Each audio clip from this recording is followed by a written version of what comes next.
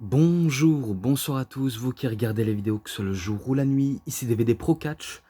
Oui, je sais que j'ai pas sorti d'autres vidéos hier et encore aujourd'hui, mais celle-ci je vais la sortir car enfin j'ai réussi à tout finir le coffret de The Raw Beginning alors que j'avais commencé hier.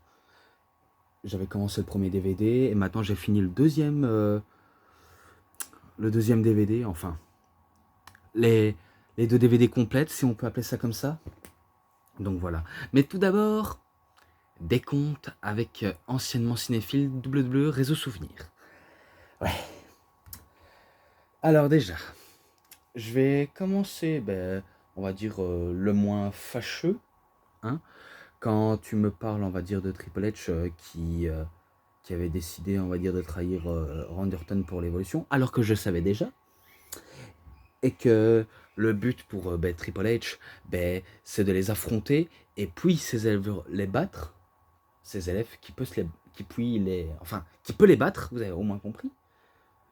Et c'était pareil pour Ric Flair, vu comment les deux étaient déjà au sommet de leur art. Mais bon, ça c'est des choses que j'ai pas envie de trop m'attarder dessus.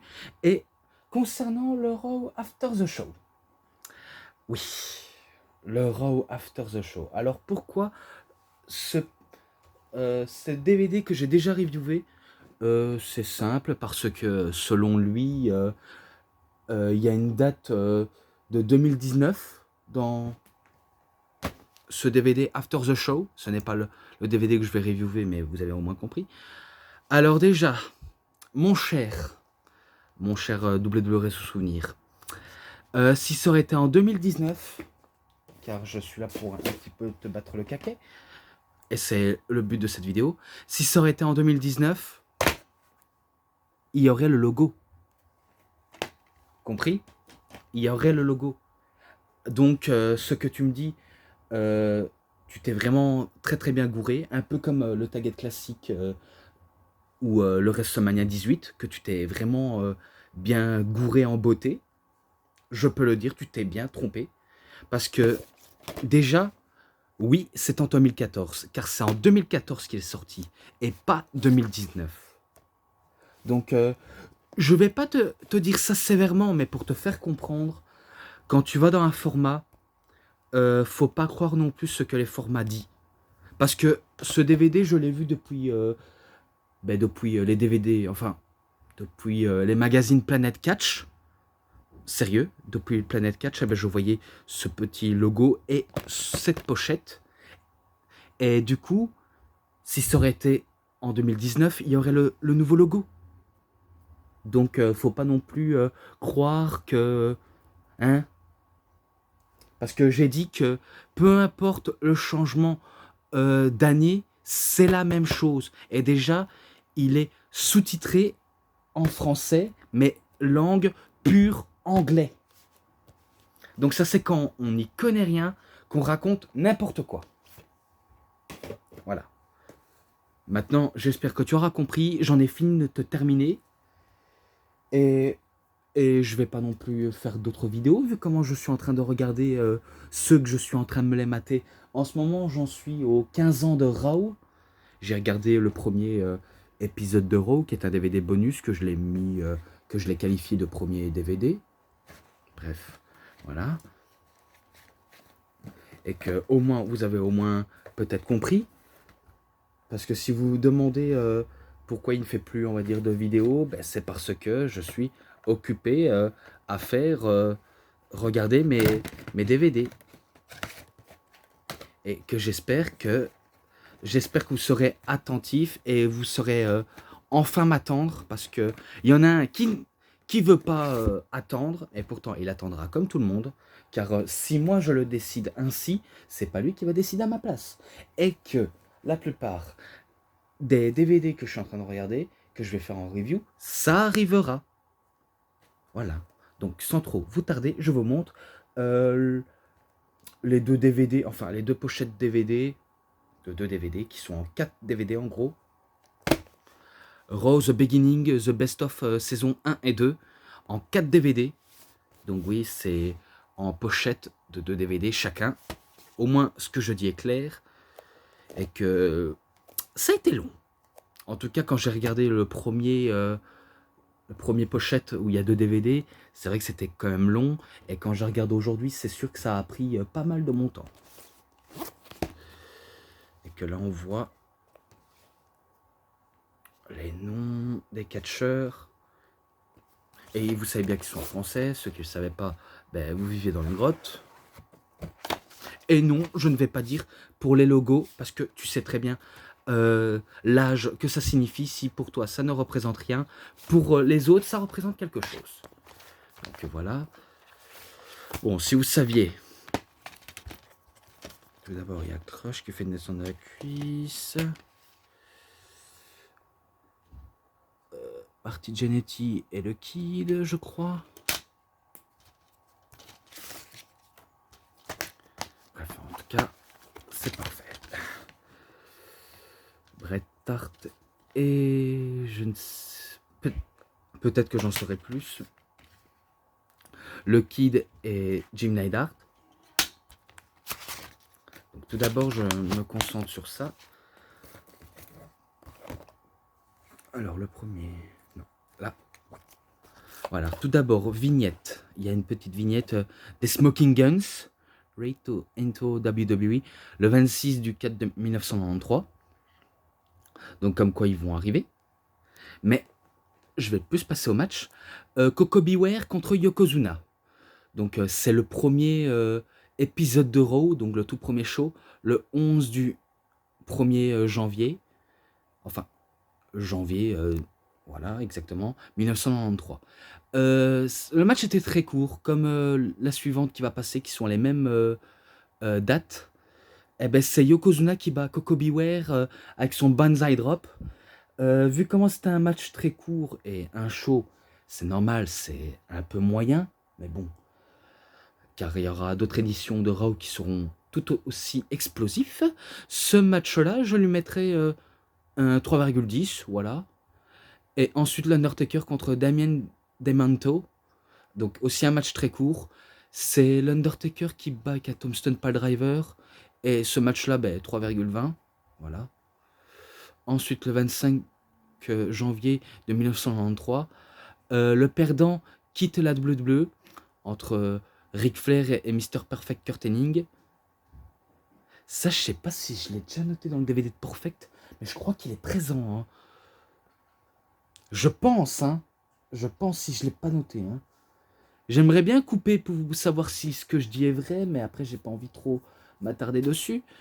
Eh ben, je me rappelle que Mr. Perfect était en sang et que Ric Flair, ben, il va s'engouffrer vu comment Perfect il saigne abondamment, donc c'est l'occasion pour lui d'en profiter. Mais que ça va être très courte durée d'en profiter car Mr. Perfect bat Ric Flair avec un Perfect Suplex. Donc c'est victoire de Mr. Perfect et c'est Ric Flair qui quitte la WWE. Ce match-là, peut-être que je le noterai en description parce que j'ai l'impression que j'ai déjà noté. Voilà. Donc ensuite, D-Balls Salute to Andre the Giant, le premier du 2 en 1993. Ça, c'est quand André le Géant se présente. Et je crois qu'il n'était pas encore mort à cette période-là. Non, mais en tout cas, il se montre et il fait une promo. Voilà, comme ça. Ensuite, Lex Luger contre Jason Knight. Ouais, c'est la même année. C'est Lex Luger qui bat facilement Jason Knight. Et ce match-là, ben, 3,10. Voilà. Ensuite, le 15 du 2 1993, Brutus de Barber Beefcake contre le Million Dollar Man Ted DiBiase Senior. Vu comment, pour certains catcheurs, tout le monde a un prix pour Ted DiBiase, je crois que il arrive peut-être à...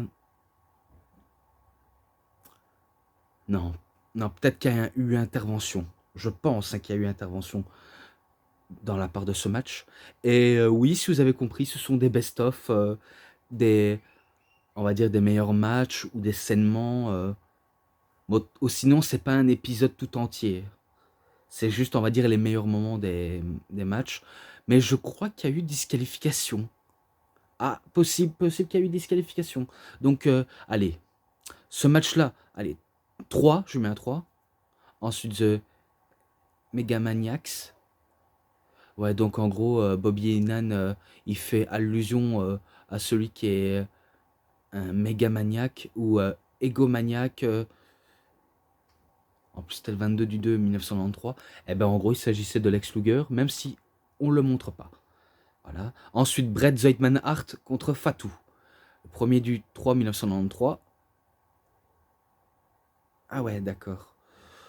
Match qui était pas mal quand même, vraiment pas mal. Mais que Fatou, ben, il a voulu essayer d'en terminer avec Bret Hart, mais c'est Bret Hart, faut pas déconner, qu'il en termine avec Fatou. Donc ce match-là, allez, il était quand même bon, je lui mets 3,5. Doing the Clone, P Face Elvis, le premier du 3 1993. Donc si je crois bien, il se prend pour la tête de Elvis Presley, je crois, qui était le Honky Tonk Man. Vu comment c'était la gimmick de Honky Tonk. Eh ben, vu comment on sait bien que le Doink a eu pas mal de clones de clowns. Il y a eu Dink, il y a eu Dwank, je pense. Enfin, je pense pas, mais voilà. Vous avez au moins compris. Ensuite, Crush et Sanders of Hawaii. Donc, le premier du 3 1993. Donc, je crois il explose la famille Fatou. Ah, il me semble, mais je sais bien qu'il se montre de manière très dure et très stiff. Et faut dire, pour visionner tout ça, c'est sûr qu'il faut bien tout comprendre. Voilà. Ensuite, le 8 du 3 1993, Mr. Perfect Kurt Hennig contre The Model Rick Martel. Oui, le Canadien francophone. Bon match aussi, vu comment on sait bien que Mr. Perfect catch à la perfection. Et qu'il essaye de rendre la plupart des catcheurs over. Il a voulu faire du même avec Rick Martel. Même si je crois bien, Rick Martel a déjà été champion intercontinental. Si j'ai bien vu, parce que je sais bien qu'il y a des genres de petites vignettes très courtes sur, on va dire, ce qu'a fait un catcheur entre-temps. Eh ben, il avait été champion intercontinental à l'âge de 16 ans, je crois. Non, je pense pas, mais en tout cas, ils expliquent tout ça dans The Raw Beginning, voilà, et que c'est Mr. Perfect qui bat le modèle Rick Martel. Et ce match-là, aussi 3,5. Je continue. Doing the Clown contre Kamala, le 22 du 3 1993. Alors, il y avait une petite histoire avec Slick qui se prenait pour un vétéran. Et il y a qui encore ben, Kimchi avec l'autre à lunettes, je ne sais plus comment il s'appelle, qui malmenait un petit peu Kamala pour, euh, pour le remettre en question, mais que, si je crois bien, Doink remporte le match parce que Kamala est à l'extérieur du ring, parce qu'il était mis KO, ou alors il avait été distrait par un autre Doink clown, ou alors il le bat, qui sait, il le bat. Ouais, on va dire ce match-là, 2,90. Ensuite, Lex Luger contre Crush, 26 du 4 1993.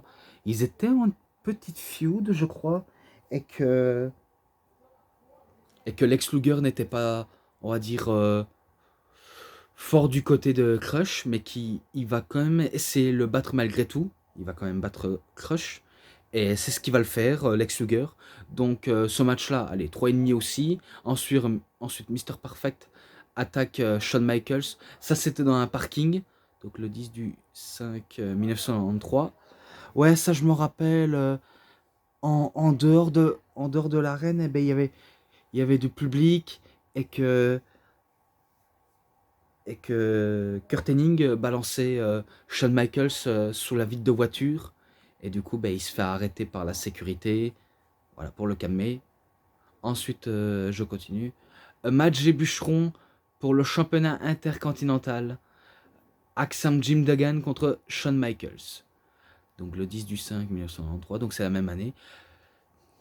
C'est sûr, Shawn Michaels, il n'était pas en tenue hein, pour défendre drastiquement son titre, mais il a quand même réussi ou non. Peut-être qu'il s'est fait disqualifier. Et je sais bien que les bûcherons, ils étaient habillés en chemise à carreaux rouge. Et que si je crois bien, il y avait Diesel qui arrivait, qui matraquait la plupart des bûcherons, et même Jim Duggan. On va dire que Jim Duggan, il remporte le match, mais qu'il n'est pas champion. Et ce match-là, allez, il était quand même mieux, je lui mets un 3,5 aussi. Ensuite, The Kid contre Razor Ramon, 17 du 5 1993. Vous voyez, je vais crescendo pour éviter de perdre de temps. Donc, vu comment on se dit, Razor Ramon, c'est sûr, il va battre facilement The Kid. Et que, pour rappel, Razor Ramon, il s'est inspiré, on va dire, du film Scarface. Donc, il se prenait un petit peu pour le Tony Montana du catch, même s'il n'a pas le costume, même s'il n'a pas des cheveux courts. Mais il a l'accent cubain. Et il était quand même cool, quand même, Razor Ramon. Vraiment très cool. Mais faut dire, c'est pas le seul catcheur à s'inspirer d'un film de Scarface, car il y avait aussi Eddie Guerrero. Quand il remporte le championnat de la WWE, ben, il avait un t-shirt en noir et blanc au film Scarface. Donc si vous avez jamais vu, ben, c'est un petit peu, on va dire, difficile pour vous. Si vous l'avez déjà vu, c'est que vous y connaissez. Voilà. Comme quoi, les gangsters peuvent devenir des stars. Et que là, The Kid est un mystérieux gamin inconnu qui arrive et qui bat Razor Ramon. Alors que Razor Ramon dominait tout le match et il allait justement le battre, mais il le bat par surprise. Et c'est lors de ce match où il va avoir la réputation de se faire appeler 1, 2, 3, donc 1, 2, 3, Kid. Et que je pense que c'est aussi ce match-là où Razor Ramon va, on va dire, reprendre 1, 2, 3 Kid un peu, un peu comme un mentor, enfin. Il va le prendre sous son aile, et pour le Kid, eh ben, Razor Ramon, c'est son mentor. Voilà. Ce match-là, allez, 3,5, malgré qu'il était très court, je mets un 3,5. Ensuite, match pour le championnat intercontinental. Marty Jannetty contre Shawn Michaels, 17 du 5 1993. Là, c'est sûr, Marty Jannetty, il n'était pas destiné à gagner face à Michaels. Hein. À moins que, je dois peut-être me tromper, mais à moins qu'il a peut-être réussi. Je sais bien qu'il a déjà remporté le titre intercontinental une seule fois, Marty Jannetty, mais face à Shawn Michaels, alors qu'il est très bien entouré, avec, comme il dit, sa police assurance, qui est son garde du corps. Vous me direz si je me trompais, si je me trompe, mais je crois que c'est victoire de Shawn Michaels et qui conserve son titre. Ah, peut-être, je dis bien peut-être, mais ce match-là, allez, 3,40, j'augmente le rythme. Ensuite, The King of the Ring Tournament de qualification, Mr. Perfect Curtaining contre Dwayne the Clown, 24 du 5 1993. Là, c'est sûr, hein, là, c'est Mr. Perfect qui bat Doink. Et ce match-là, bah, il était court, 3,20. Ensuite, je retourne. Encore une vignette. That Double G, Jeff Jarrett. Donc, une vignette de Jeff Jarrett. Et je continue encore, sans trop m'attarder. Shawn Michaels contre Ruth Ginsberg. Donc, le 17 du 6 1993. C'est Shawn Michaels qui bat facilement Ruth Greenberg. Il avait pas encore, enfin, il avait le switch and music, enfin, le super kick, mais il n'a pas encore baptisé le switch and music. Mais il avait une autre prise où il fait un genre de souplesse arrière modifié, où il le prend, on va dire, son adversaire au niveau de l'entrejambe. Donc c'est sûr, c'est victoire de Michael. Ce match-là, 3,20. True of a Three Fall, Marty Jannetty contre Doink the Clown. Donc le 21 du 6 1993. Ah ouais, là, il y a erreur. Et là, il est marqué 0,3. Donc, on n'était pas en 2003, on était en 1993. Donc, petite erreur. Un premier temps, c'est Doink qui marque un point avec la descente du fessier au niveau de la troisième corde. Donc, c'est sûr, il remporte un point. Après, Marty Jannetty remporte le premier point. Ils sont à 1 partout. Et c'est Marty Jannetty qui bat, je crois, Doink the Clown. Et que ce match-là, 3,5. Voilà. Ensuite, Yokozuna Body Slam Competition, the USS Intrepid, URSS, je crois. Donc le 5 du 7 1903. Ouais, donc en gros, c'est un saignement. C'est un saignement et il slame tout le monde, quoi.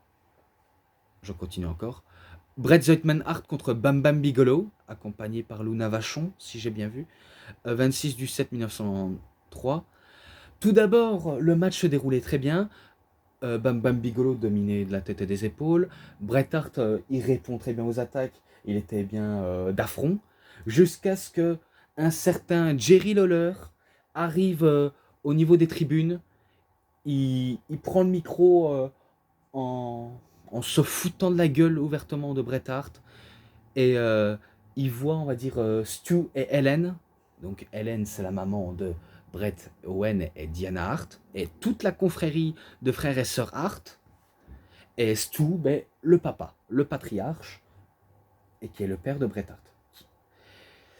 Et que là, c'est sûr, Jerry Lawler, il va plutôt raconter que de la dégueulasserie sur Bret Hart. Et il fumait la famille Hart. Hein. Je me rappelle les propos qu'il avait abordés. Par exemple, quand il donne le micro à Stu, eh ben, Jerry Lawler, il disait, pour se moquer, articule bien, j'entends pas très bien ce que tu racontes, vieillard décérébré.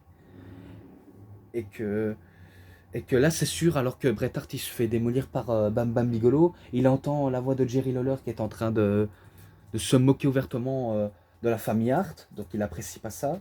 Je m'en rappelle qu'il aura, on va dire, arrêté le match, mais que c'est Bam Bam Bigelow qui remporte par décompte, mais que Bret Hart voulait, on va dire, venir dans les tribunes pour casser la gueule à Jerry Lawler, mais malheureusement, ce dernier, il se casse.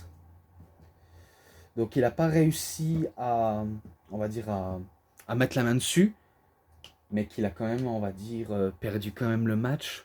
C'était pas glorieux, mais il a fait ça pour sauver son honneur. Et après, il prend sa maman et son papa dans ses bras. Donc ce match-là, allez, 3,5. Je mets un 3,5 malgré une fin assez étrange. Mais voilà. Ensuite, Jim Cornette arrive à la WWE. Ouais, donc en gros, je me rappelle qu'il faisait un câlin à Bobby Heenan, qu'après il a parlé de tout et de rien, et voilà. Quoi. Ensuite, Randy Savage, Macho Man Randy Savage, contre Don Jockland, le 2 du 8 1993. Ce qui va se passer, il était parano, Randy Savage, qu'il avait deux doink.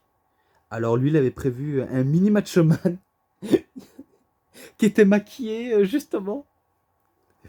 Mais que ça a quand même, on va dire, porté ses fruits. Donc il fait un enfourchement écrasement, dont un body slam, et la descente du coude, à sa manière qu'il a révolutionné. Et du coup, c'est victoire de Randy Savage. Et ce match-là, 3,5. Et que c'est rare que Doink catche aussi bien comme un vrai catcheur. En tout cas, derrière le maquillage de clown se cache un vétéran. Même si, à cette époque, en 1993 et 1994, la nouvelle génération, on va dire, misait un peu sur des gimmicks qui frisaient le ridicule à un métier ou quelque chose comme ça. Mais il faut dire que maintenant, avec l'évolution qu'on a aujourd'hui, ça a beaucoup évolué. Donc voilà, j'ai déjà dit la note globale. Ensuite, 1, 2, 3 Kid contre Million Dollar Man Ted DiBiase, le 16 du 8 1993. Là, c'est sûr, il veut prouver à Ted DiBiase qu'il peut le battre, justement. Mais que pour Ted DiBiase, c'est lui qui bat les petits genoux. Et que pour lui, tout a un prix. Il voudrait acheter Ted DiBiase, voudrait acheter 1, 2, 3 Kid. Mais que ce dernier va être stoppé par Razor Ramon. Je crois qu'il y a eu disqualification. Et du coup, c'est victoire de Ted DiBiase, justement. Qui était là pour sauver les petits genoux. Qui se faisait mettre à mal par la plupart des Million Dollar Man Corporation. Mais que ce match-là, les 3,20. Ensuite, The Québécois, Our New Tag Team Championship, le 13 du 9 1993. Donc les Québécois qui se font, on va dire, couronner les champions du monde par équipe. Et que l'hymne national québécois qui est énervé plus d'un. Mais bon, pour eux, c'est un peu leur fête national. Doing the Clown versus Corey Student, donc l'étudiant en Corey, ou le collégien, donc le 4 du 10 1993. C'est sûr, c'est Doing the Clown qui bat Corey Student, alors qu'il était passé face, et que Bam Bam Bigelow arrivait, et qu'il avait pris, on va dire, le genre de petite brouette de clown. Il a commencé à le casser, mais pour Doink, il s'en fichait, vu comment il était mort de rire. Ah, c'est sûr. Et pourtant, c'est pas le Joker. Hein. Doink, c'est pas le Joker, mais c'est sûr, un clown méchant, c'est un clown très dangereux. Voilà. Ensuite, Razor Ramon contre Rick Martel, le 11 du 10 1993, pour le championnat intercontinental. Vu comment Rick Martel, c'est sûr, grâce à sa prétention et son savoir d'être arrogant et haranguer la foule, eh ben, il veut prouver qu'il peut battre Razor Ramon. Mais ce dernier se fait battre justement par ce grand dernier, ou le grand premier, si vous voulez. Donc c'est victoire de Razor Ramon, 3,5. Je sais, ça fait beaucoup de 3,5, mais bon, ça dépend de la qualité, et que faut savoir que la plupart sont très courts, et que les matchs sont loin d'être mauvais. Très très loin. Ensuite, Crush here's Mr. Fuji as is a new manager. Donc Mr. Fuji est le nouveau manager de Crush. Donc le 18 du 10 1993. Ensuite, Macho Man Randy Savage se fait attaquer par Crush. Je me rappelle qu'il y avait une promo où il proposait Crush à faire une alliance, mais il l'a attaqué de manière sauvagement. Ensuite, Bret Hart is a weak wrestler of the year. 29 du 11 en 1993. Ça, je me rappelle que M. McMahon est avec le trophée. Il fait appel à Lex Luger. Et que Lex Luger, si je crois bien, il fait appel à Bret Hart. Car selon Lex Luger, il mérite ce trophée. D'ailleurs, c'est un peu vrai, vu comment c'est un des meilleurs techniciens et catcheurs. Donc, c'est sûr, c'était largement mérité. Voilà, maintenant, Razor Ramon contre Diesel. Le 29 du 11 1993. C'est sûr que la qualité par rapport à ce qui a eu un impact est différent. Mais là, du côté de Raw, là, c'est quand même du très bon. Que du côté impact, j'ai senti que les deux étaient rouillés. Mais que là, ce n'est pas le cas. Là, ils étaient encore sous la force de la jeunesse. Si je me rappelle bien, Razor Ramon était prêt pour battre Diesel. Et que je me rappelle que Shawn Michaels arrivait et que Razor Ramon allumait justement ce dernier. Donc il allumait, il foutait des claques, des tartes dans tous les sens. Et que après, ben, il y a eu disqualification, forcément. Donc c'est victoire de Razor Ramon. Et ce match-là, allez, 3,40 pour la donne. Voilà, ça change quand même. Même si la note, pour vous, ça ne change rien, mais vous avez compris. Ensuite, 1, 2, 3 kits contre Shawn Michaels. Là, c'est sûr, dans les époques comme ça, la clique était presque en marche. Ouais, normalement, elle était en marche, vu comment les 4 hommes, donc Kid, Ramon, Diesel, Michaels lui-même, Triple H n'était pas encore dedans, mais c'est sûr, ça fonctionnait très bien. Ça rendait vraiment du top. Et que forcément, 1, 2, 3 Kid va pas réussir à battre Shawn Michaels. Donc c'est Michaels qui bat 1, 2, 3 Kid. Et que ce match-là, aussi un 3,40, j'ai trouvé formidable. Ensuite, Gorilla Monsoon throws out Bobby Heenan. Je pense pas qu'il le vire, mais en tout cas, c'est sûr, il s'embrouille avec Heenan et le fout à la porte. Donc, peut-être que c'est ça. Ensuite, c'était le 6 du 12 1993. Ensuite, Turman, Sparky, Pudge is ready to the race. 20 du 12 1993. Ça, je me rappelle un petit peu vague, mais voilà, je passe. Jeff Jarrett contre PG Walker, 20 du 12 1993. C'est sûr, c'est victoire de Jeff Jarrett. Voilà, je le vois à des kilomètres. Ce match-là, 3,10. Voilà. J'en ai fini pour ce DVD-là. Maintenant, j'en ai fini avec ce DVD de l'année 1993. Maintenant, je passe à l'année 94. Ou 94 ou 93, si vous préférez. Tout d'abord, les vignettes. Go Get I'm a Champ. Je suis champion. It's Only 9 of the Clan. Le 11 du 4 1994. Bref, je passe. Is Yokozuna Afraid of the Casket 1900. Enfin, du 7 du 1er 1994. Là, c'est sûr, Yokozuna, il a peur des cercueils faits sur mesure, construits par l'Undertaker. Donc, c'est sûr qu'il a une peur bleue. WrestleMania 10, Coin Flip.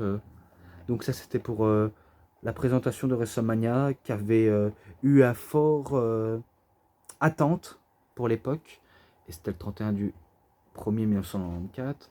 Ensuite, Bret the Hitman Hart contre Tom Pritchard, pardon. 21 du 2 1994. C'est sûr, c'est Bret Hart qui bat Tom Pritchard avec un sharpshooter. Là, c'est sûr, je ne chôme pas. Avec ce match-là, 3,5. Match pour les championnats par équipe.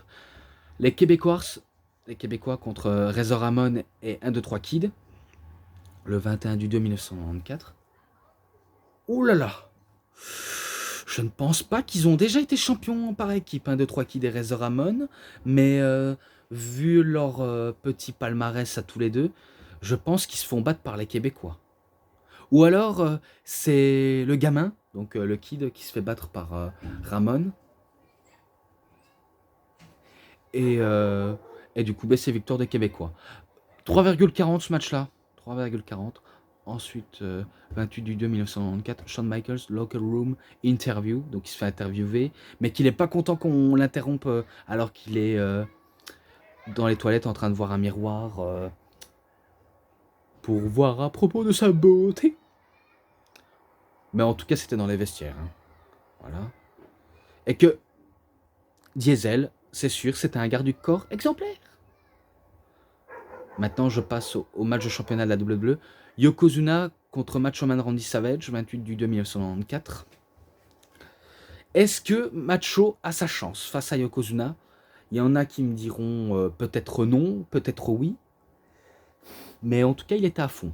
Il était prêt à battre le géant samoan qui a des, on va dire, petites origines japonais, même si c'est pas, on va dire, sa nationalité japonaise. Mais faut dire que Yokozuna, c'est on va dire, un nom d'un sumo au Japon. Et que... Oui, je sais, hein, je suppose que Cinéphile, anciennement Cinéphile, va essayer de me faire, on va dire, rappeler comme si j'étais stupide, mais je sais déjà sur Yokozuna. Voilà. Donc, il était bien parti, mais je crois qu'il se fait, on va dire, frapper par Crush. Ouais, donc il se fait malmener. Et si je crois bien, il y avait Lex Luger qui venait à la rescousse et Bret Hart. Ouais, donc en gros, il venait en aide au Macho. Et du coup, c'est victoire de Macho Man, mais qui remporte pas le titre. Donc ce match-là, allez, 3,40 malgré la différence de gabarit entre les deux hommes. Mais voilà. Ensuite, The $1 Million Man, Ted DiBiase, Bice, Front Row Seats. 28 du 3 1994. Donc oui, il a acheté 3 dames pour avoir toute la place. Vu comment il se promène toujours avec de l'oseille dans les poches. Il veut... C'est sûr, on veut du flouze, on veut de l'oseille, on veut de la moula, on veut du fric. Le fric. Donc Lex Luger contre Rick Martel, 28 du 3 1994. Là, je crois bien que Rick Martel, c'est sûr, il se fait battre à plat de couture par la plupart des catcheurs. Mais qu'il se fait battre justement par Lex Luger. Et en plus, c'est pas une surprise, hein, je vous le dis direct. Hein. Donc ce match-là, 3,20. Voilà. Ensuite, match par équipe de 10 personnes. Donc les Arias, Jeff Jarrett, Rick Martel, The Enchantkers versus Tatanka, 1, 2, 3 Kid, Turman Sparky Plug et les Smoking Guns, le 4 du 4 1994. Alors là, c'est sûr, ça partait dans tous les sens. Hein. Ça partait dans tous les sens entre les face et les heels. Et que ça va être très compliqué à débattre et de savoir lesquels vainqueurs. Mais moi, j'ai presque la certitude que c'est victoire des heels. Vu comment je vois les noms qui sont, on va dire, ultra visibles, et que c'est forcément le cas. Mais un match de folie. Et que je peux dire c'était à fond et qu'on n'a pas le temps de tout comprendre un coup qu'on visionne tout ça. Donc allez, ce match-là, 3,40. Les débuts du Heartbreak Hotel, ça il est présent dans le DVD de Heartbreak and Triumph, voilà, il est présent. Le 4 du 4 1994, donc ça j'ai pas besoin de citer, vu comment il présente sa nouvelle hôtel. Ensuite, Jerry de King Lawler et The Dropped on His Head, le 11 du 4 1994. Alors attendez, je suis en train de regarder.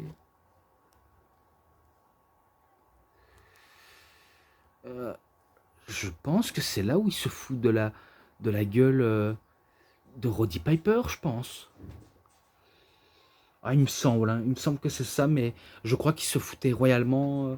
Ah non, non, non, c'est là où il se casse la gueule par. Ah, je me rappelle, il faisait son entrée au ring pour la cour du roi, donc son nouveau talk show. Eh ben, je me rappelle qu'il se faisait casser la gueule. Bref, c'était drôle. Ensuite, Razor Ramon contre Jeff Jarrett.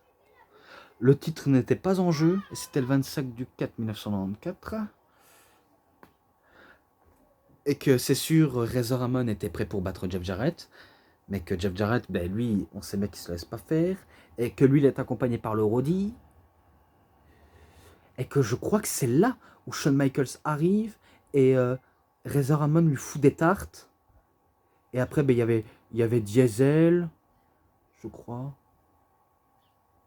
Je crois que c'est ça. Et que là, il démonte Razor Ramon. Bref, une fin que je n'apprécie pas trop, mais voilà, ça vaut le coup de mériter regarder. Mais 3,40, voilà. Ensuite, pour les championnats du monde par équipe, les Québécois contre Enchinkers. Voilà. Le 2 du 5 1994. Là, c'est sûr, on croyait que c'était victoire des Québécois. Un premier temps, je me rappelle que les Québécois, ils vont au vestiaire, mais qu'ils ont une nouvelle ordre. Si jamais les Québécois ne viennent pas au ring, eh ben, ils perdent le match et ils perdent le titre. Au profil des Hedgehinkers. Donc, ils recommencent le match. Et justement, les Hedgehinkers, ils battent justement les Québécois. Voilà, donc c'est victoire des Samourans. Et c'était le 2 du 5 1994, si je ne l'ai pas noté. Voilà. Donc 3,5. Ensuite, match de sumo entre Yokozuna et Earthquake, 16 du 5 1994. Là, c'est sûr, c'est très très court et c'est pas du catch. Earthquake est un ancien sumotori et Yokozuna, ben, c'est vrai qu'il a l'apparence d'un sumotori. Et ben, qui va des deux va gagner? Eh ben, laissez-moi vous dire, c'est Earthquake qui va battre Yokozuna de manière facilement. Vu comment c'est pas non plus du catch, et c'est pas un match on pourrait fort apprécier fortement, mais je mets 2,40. 2,40. Ensuite, King of the Ring, match de qualification au 23 du 5 1994. Owen Hart contre Doink the Clown. C'est sûr, c'est Owen Hart qui bat Doink the Clown. Ce match-là, 3,5. Ensuite, Duke the Bubster Draws makes his Raw debut. Donc, il présente le tout début de Raw, 23 du 5 1994. Ensuite, The King, Kurtz, White Bret Hart et Diesel. Donc, c'est là où les deux sont dans le ring et que Jerry Lawler, ben, on connaît qu'il adore faire du trash talk envers la famille Hart, mais que Bret Hart va pas se laisser faire. Et que Diesel, bien sûr, il va en profiter pour lui faire un big boot à Bret Hart avant de lui faire un jackknife powerbomb. Bref, voilà. Et c'était le 30 du 5 1994, si je ne l'ai pas noté. Ensuite, le 6 du 6 1994. Not so rowdy as the King. Là, c'est là où Jerry Lawler se fout de la gueule de Roddy Piper. Parce qu'en gros, le Roddy Piper, ce n'est pas un Roddy Piper qu'on connaît. C'était un petit gars maigrichon qui se prenait pour le Hot Row. Voilà. En train de l'humilier, en lui embrassant les pieds, marcher à quatre pattes. Bref, c'était humiliant. Ensuite, encore le King Screw.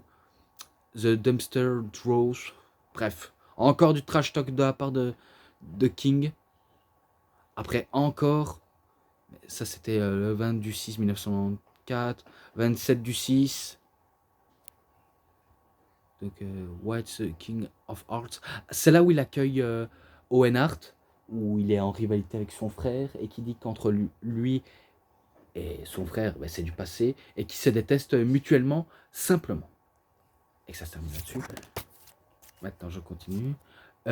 King Kong Bundy, donc la vignette de King Kong Bundy.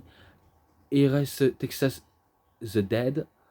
Jeff Jarrett Dos Vegas, donc Jeff Jarrett à Las Vegas. Christmas of the Heartbreaked, la Noël du Heartbreak Hotel.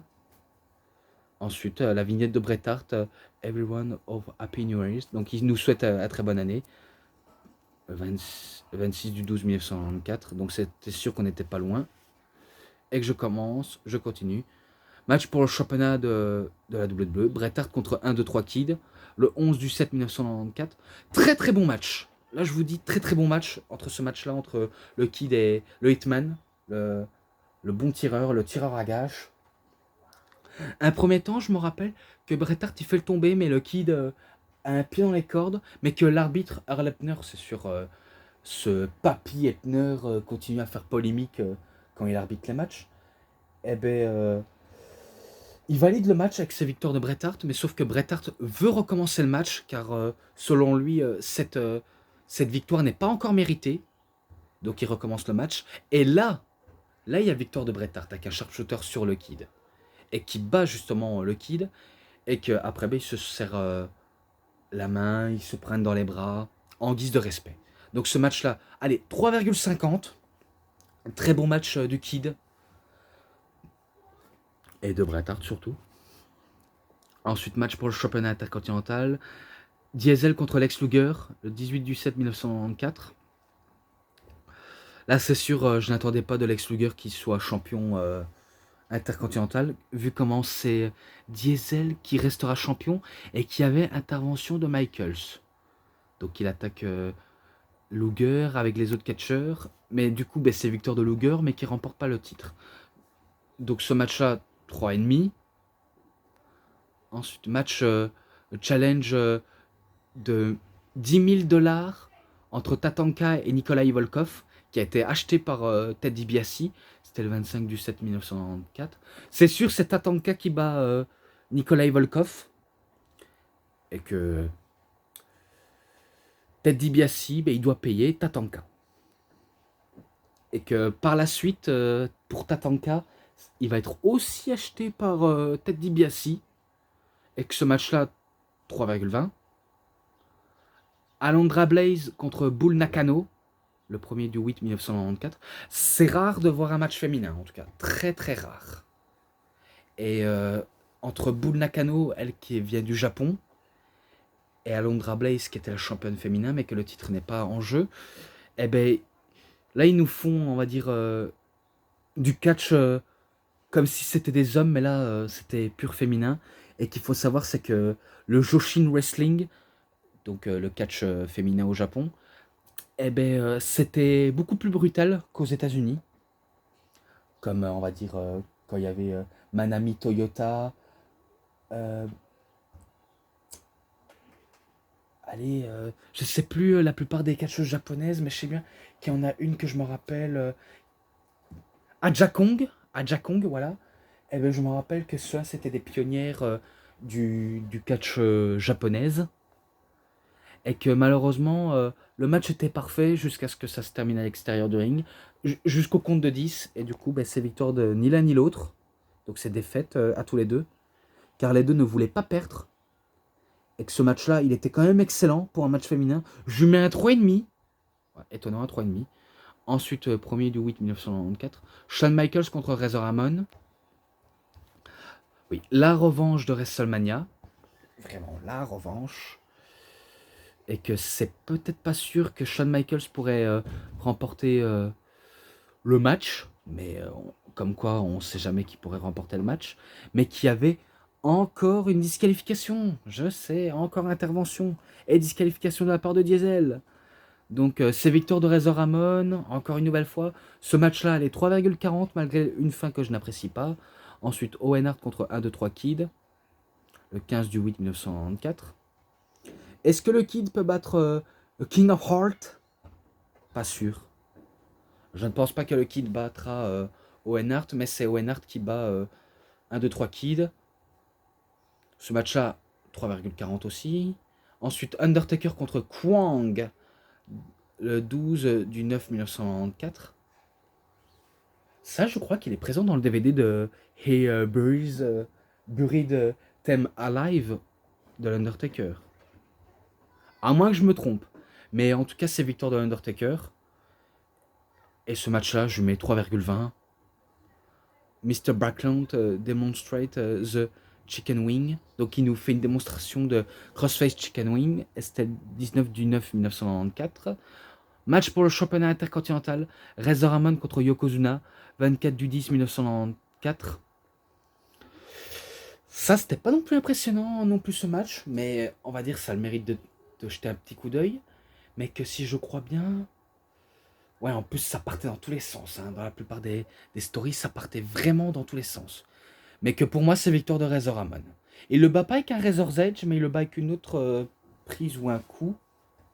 Ou alors, est-ce que Yokozuna voulait faire son Banzai Drop et qui s'est écroulé comme un phoque hors de l'eau?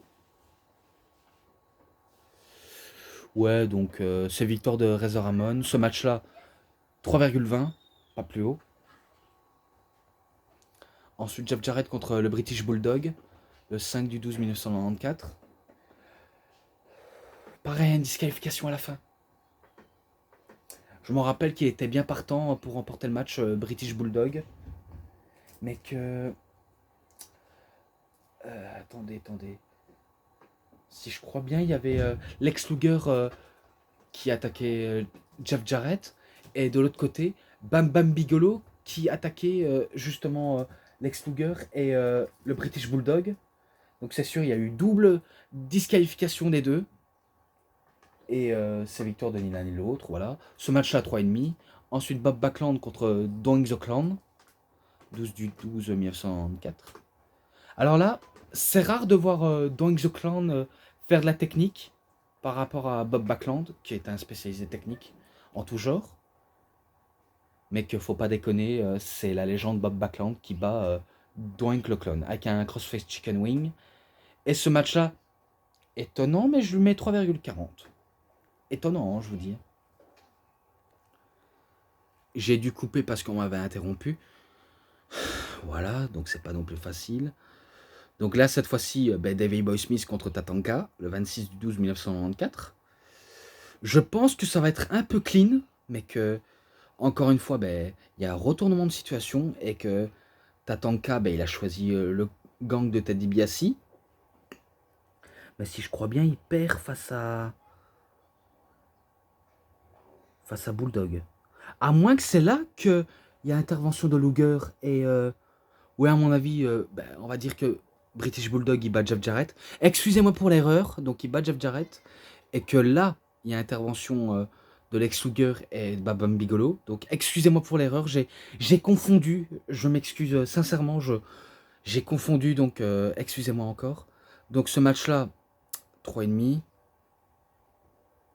Ensuite, la cour du roi pour le championnat, enfin, pour le champion Diesel. Tout d'abord, on sait bien que Shawn Michaels, durant la plupart des jours et années, il était à la table des commentateurs en train de commenter les matchs avec Monsieur McMahon. Et que là, Jerry Lawler, il en fasse des tonnes, il en fait des tonnes et tonnes, encore et encore, jusqu'à ce que Diesel lui serre la main violemment et il le fait valser par-dessus la troisième corde et il prend la couronne comme si c'était lui le nouveau roi. Donc oui, Diesel, le nouveau roi. Le roi des loupards.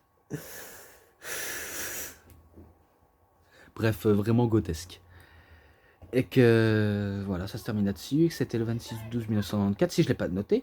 Oui, encore la même année. Ensuite. Ouais, pareil encore. Undertaker contre le Brooklyn Brawler. C'est sûr, c'est Undertaker qui bat le Brooklyn Brawler. Et ce match-là, allez, 3,5, malgré que c'est pas non plus de la perfection et c'était très court, mais je mets 3,5. Et que j'en ai fini avec cette review sur The Raw Beginning, les meilleures saisons 1 et 2. Donc j'espère que j'aurai tout cité, même si j'ai voulu être très très rapide. Parce qu'il faut pas croire, je préfère aller plus rapidement qu'aller lentement. Et que ça s'achève ainsi. Donc si cette review vous a bien plu, et que peut-être si j'ai tout fini les 15 ans de Raw, je ferai une vidéo, mais en tout cas pas aujourd'hui, mais peut-être demain. Voilà. Mais en tout cas, si cette review sur Raw Beginning vous a bien plu, vous savez ce qu'il vous reste à faire. Likez la vidéo, commentez, partagez, abonnez-vous à ma chaîne, cliquez sur la petite cloche pour avoir plus de notifications des prochaines vidéos. Et moi je vous dis bonne journée, bonne soirée à tous. Au revoir tout le monde pour une prochaine vidéo. A plus les fans de catch.